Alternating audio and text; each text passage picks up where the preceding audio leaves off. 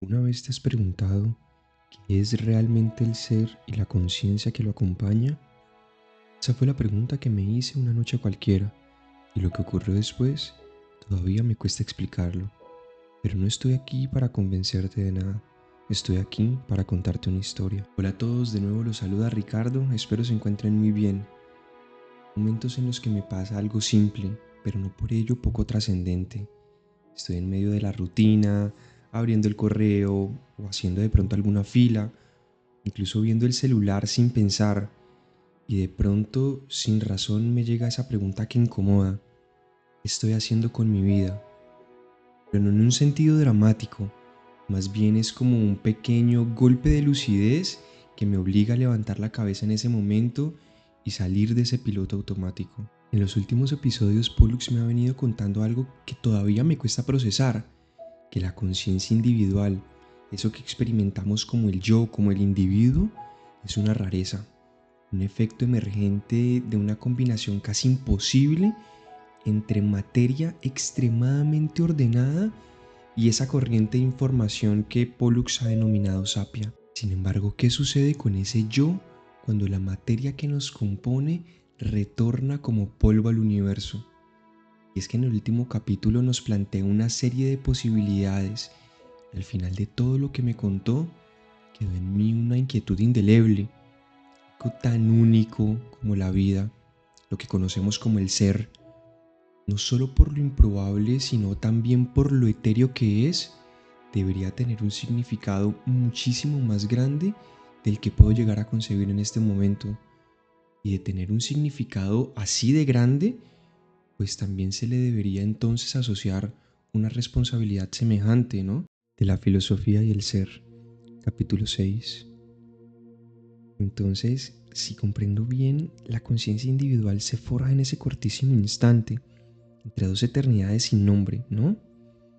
Trataba de comprender sus ideas, casi como un ejercicio de recapitulación. Es algo demasiado fugaz, demasiado único. De ser así, ¿no estaríamos desperdiciando el mayor tesoro de la existencia, Pollux? Viendo atrapados en rutinas, en el miedo, en diferencia. Es decir, si supuestamente este diminuto tramo de la existencia que llamamos vida es así de único, ¿no tenemos una responsabilidad sagrada solo por el hecho de estar vivos? No había terminado mi pregunta y en el rostro de Pollux ya se estaba dibujando una sonrisa. Pocas veces durante nuestra conversación lo vi emocionarse de esa forma. Sin perder la compostura, pero visiblemente entusiasmado, continuó diciendo: esa sí que es una buena pregunta, Ricardo, una con mucho más valor que tantas otras afirmaciones. Por supuesto que sí, tenemos una responsabilidad sagrada con nosotros mismos, la responsabilidad de vivir, de experimentar, de ser felices, de conectar con los seres que nos rodean, de relacionarnos con el mundo y con el universo, de pensar y reflexionar sobre las ideas más simples o complejas que puedan imaginarse, de disfrutar. Su pausa estuvo colmada de sentimiento, por unos instantes incluso pesada. Un tono pausado, pero muy preciso, reanudó su explicación. Son justamente esas ataduras mortales las que te hacen estar vivo. La mortalidad, en contraste con la eternidad, se define precisamente por esas banalidades mundanas, por las trivialidades del tiempo, por todos esos problemas inherentes a la existencia. Eso que llamas vida no es más que un brevísimo instante en medio de la eternidad, ya sea consciente o inconsciente.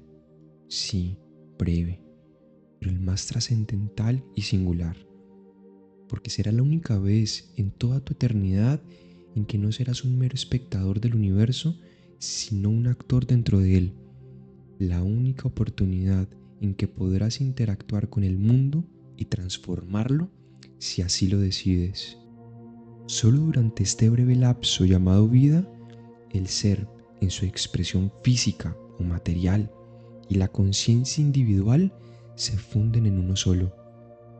Dicho de otro modo, es el único momento de tu eternidad en que no formarás parte del todo de manera general, sino de una forma completamente individual.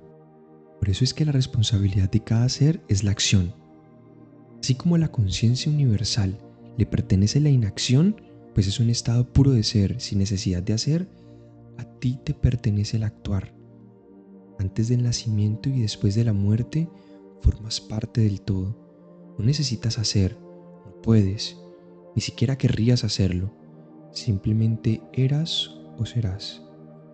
Pero aquí, ahora, como individuo, se te ha otorgado el don y la responsabilidad de la acción. Solo tienes la capacidad de actuar, sino también la necesidad de hacerlo. Es algo que nace de lo más visceral. Es un derecho que solo se te concede una vez en toda tu eternidad. Derecho de ser libre. Y es justo en este momento, paradójicamente cuando estás atado, por ejemplo, a la necesidad de comer, que eres más libre. Porque sin importar la circunstancia, tienes la capacidad de decidir, y esa capacidad es libertad. Incluso si decidieras no comer, sabiendo que eso te llevaría a la inanición, seguirías ejerciendo el poder de tu elección. Esa es la libertad más profunda, la de actuar incluso frente al final. Cada vez que Pollux terminaba de construir una idea, era típico en él detenerse. Simplemente me observaba, como si pudiera percibir la forma en que las ideas se iban acoplando en mi mente. Esta fue, sin duda alguna, una de las más largas.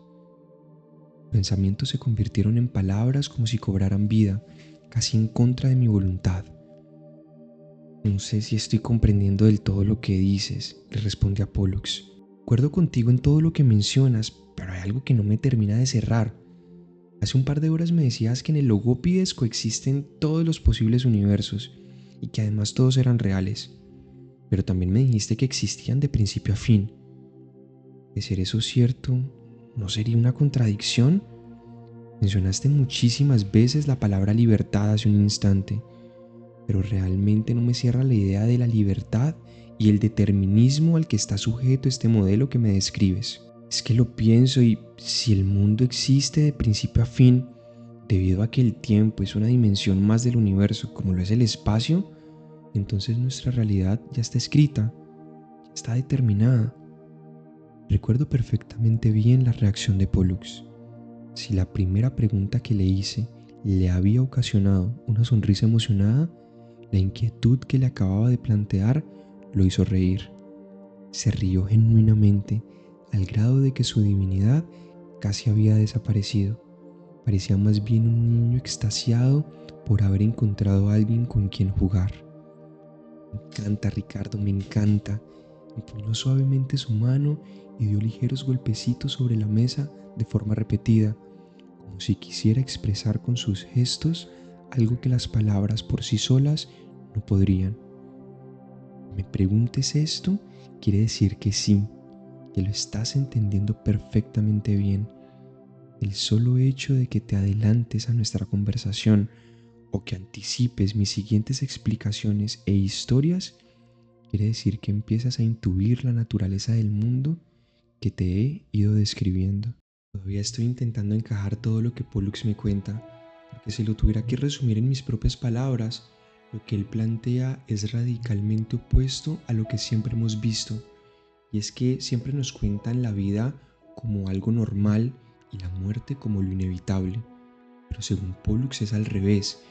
Lo normal, lo eterno, es formar parte del todo, de esa conciencia universal donde no hay nada que decidir, donde no se puede ni siquiera actuar. Es lo más probable, es lo que en última instancia requeriría menor energía, como ya nos contaba hace un par de capítulos, por allá en el capítulo 4, con todo este tema de la entropía.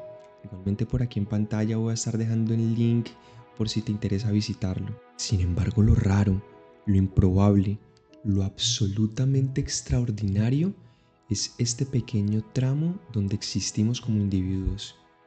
Eso fue lo que más me dejó pensando, que esta etapa, con sus rutinas, con sus miedos, con sus problemas y decisiones, realmente no es una condena, sino más bien un privilegio.